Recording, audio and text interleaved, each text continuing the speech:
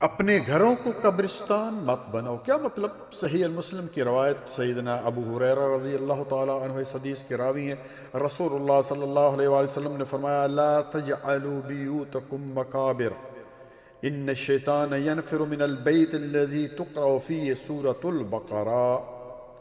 کہ جس گھر میں سورۃ بقرہ کی تلاوت کی جاتی ہے اس گھر سے شیطان بھاگ جاتا ہے۔ مطلب کیا ہے کہ قبرستان میں جس طرح مردے پڑے ہوتے ہیں اور کوئی عمل کرنے کی قدرت نہیں رکھتے، ظاہر ہے کہ ان کی عمل کا وقت ختم ہو گیا، اسی طرح اگر تم بھی گھروں میں نفل نماز، تلاوت قرآن، صبح اور شام کے اذکار کا اہتمام نہیں کرو گے تو تمہارے گھر بھی قبرستان اور تم خود بھی مردوں کی طرح ہو جاؤ گے۔ اور ساتھ ہی گھروں سے شیطان کو بھگانے کا نسخہ بھی بتلا دیا، اور وہ ہے سورۃ البقرہ کی خصوصی تلاوت۔ اور آپ کو پتہ ہونا چاہیے کہ آپ صلی اللہ علیہ وسلم ہر نماز سے پہلے اور بعد کی سنتیں نوافل گھر میں ہی ادا کیا کرتے، اس سے گھروں میں برکت آتی ہے اور بیوی بچوں کو بھی پتہ چل جاتا ہے کہ نماز کا وقت ہو گیا ہے۔